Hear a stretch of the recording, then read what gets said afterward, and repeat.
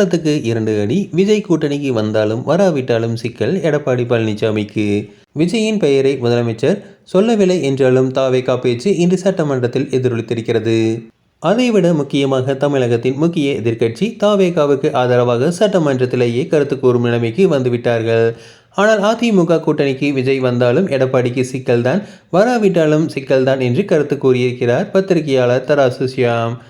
ஒரு தனியார் யூடியூப் சேனலுக்கு பேட்டியளித்த மூத்த பத்திரிகையாளர் ஷியாம், விஜய் இப்போது வரை சைலண்டாக இருக்கிறார். இப்படி சைலண்டாக இருப்பதுதான் அவரது சினிமாத்தனம். அமைதியாக இருப்பதன் மூலமாக வளைந்து வளைந்து செல்கிறார்கள். ஆனால் பிப்ரவரி மார்ச் மாதங்களில் தனக்கு எத்தனை சீட் வேண்டும் என்று கேட்டால் அதிமுக பதில் என்னவாக இருக்கும் என்று கேள்வி எழுப்பியுள்ளார். இப்போது திமுகவுக்கு தர்ம சங்கடம் உள்ளது. ஆரம்பத்தில் விஜய்க்கு பதில் சொல்லாமல் புறக்கணித்து வந்தார்கள்.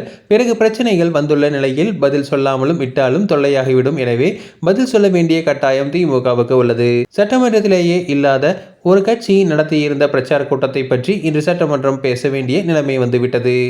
விஜய் பெயரை முதலமைச்சர் சொல்லவில்லை என்றாலும் தாவேகா பேச்சு சட்டமன்றத்தில் எதிரொலித்தது.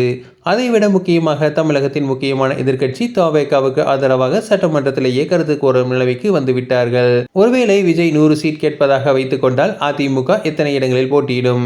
பாஜக கேட்கும் சீட்டையும் அதிமுக தந்துதானே ஆக வேண்டும். அன்புமணிக்கும் சீட்டு தந்தாக வேண்டும். திமுகவுடன் ஒப்பிடும்போது அதிமுக பாஜக கூட்டணியில் துண்டு விழுந்துள்ளது.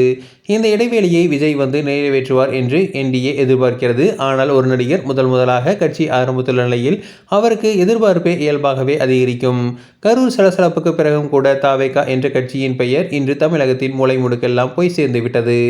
அப்படித்தான் இன்று அண்ணாமலை வந்ததுமே தமிழக பாஜகவின் பெயர் மூலை முடுக்கெல்லாம் போனது. அப்போது அண்ணாமலை மேலிட பாஜகவிடம் தனித்தீடும் போட்டியிடுவோம், நாம் தனிமையிலேயே கூட்டணி அமைக்கலாம் என்று கூறினார்.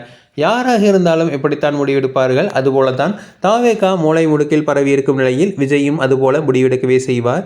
150 சீட் வேண்டும், தான் முதலமைச்சர் வேட்பாளர் என்றெல்லாம் நிறைவேற்ற முடியாத அளவுக்கு கண்டிஷனை போட்டால் அதிமுக என்ன செய்யும் என கேள்வி எழுப்பியுள்ளார்.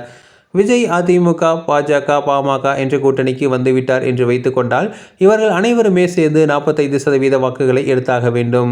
அதிமுகவென்று ஒரு ஓட்டு வங்கி தமிழகத்தில் உள்ளது. ஆனால் மேற்கண்ட கட்சிகள் அனைத்தும் ஒன்று சேரும்போது அதிமுகவுக்கு வாக்கு வங்கி பிரியும் என கூறியுள்ளார். இதனால் விஜய் கூட்டணிக்கு வந்தாலும் சரி, வராவிட்டாலும் சரி, எடப்பாடி பழனிசாமிக்கு ஆப்பு உறுதி.